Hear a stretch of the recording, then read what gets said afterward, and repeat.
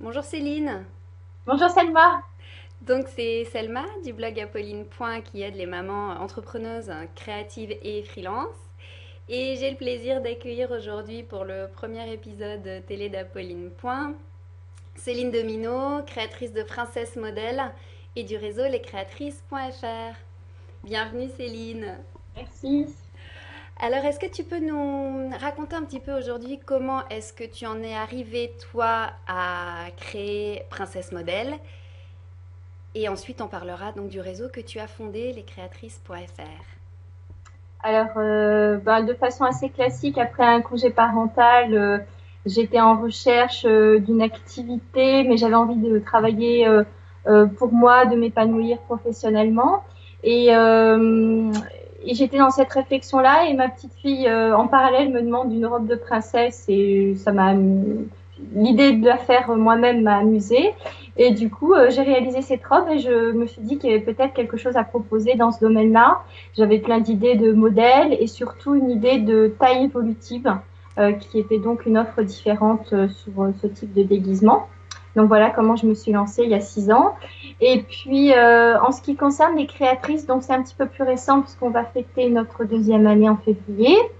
Alors, j'aimais beaucoup j'aime toujours d'ailleurs ce que je fais, mais je me sentais un petit peu seule, loin d'un réseau, pas de Un peu soutien, des choses. isolée. Mhm. Et donc voilà, j'étais en recherche d'un réseau, je trouvais pas vraiment ce qui me convient parce qu'il existe des réseaux divers et variés. Et en échangeant aussi avec des créatrices sur Facebook, je me rendais compte qu'il y avait une attente dans ce domaine-là aussi, Des mais on ne besoins. trouvait pas vraiment ce qui nous convenait.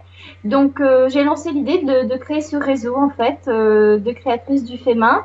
Et on s'est lancé, on était une trentaine, et puis aujourd'hui nous sommes 110 créatrices sur ce site. Donc ça, c'est super. Donc déjà, une initiative qui répondait finalement à une recherche personnelle. Et justement, à ce propos, parce que on en avait déjà discuté du fait que personnellement, on est de plus en plus nombreuses à vouloir se lancer dans l'entrepreneuriat créatif et on est à peu près aussi nombreuses à être très timides et à manquer vraiment de confiance en nous. On a un petit peu l'impression qu'on est les seuls à se poser les questions qu'on se pose ou à être confrontés aux difficultés auxquelles on est confronté. Et est-ce que tu pourrais nous dire sur ce point ce que ça vous apporte à chacune d'entre vous, en fait, personnellement, de faire partie du réseau que tu as fondé, les créatrices?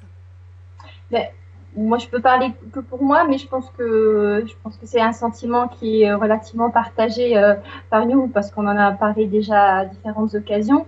C'est vrai que c'est ce qu'on appelle un cercle virtueux, c'est-à-dire que savoir qu'un groupe existe comme celui-ci, quand on a un doute, une question, besoin d'une information, euh, surtout, hein, c'est très large, ça part de la créativité, mais aussi nos statuts d'auto-entrepreneuse. Enfin voilà, on aborde différents sujets. Savoir que si on pose une question, on aura une réponse, on aura une aide, il y aura toujours quelqu'un pour nous aider. Ça, c'est très rassurant, c'est très motivant. Donc il Et y a une puis de savoir, solidarité. Ouais. voilà, et puis de savoir aussi que nous, on peut être source d'informations.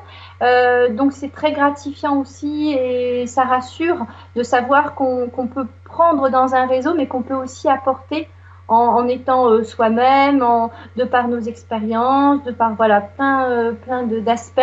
Et donc voilà, ça c'est vraiment quelque chose qui a permis à notre groupe d'avoir des bases solides.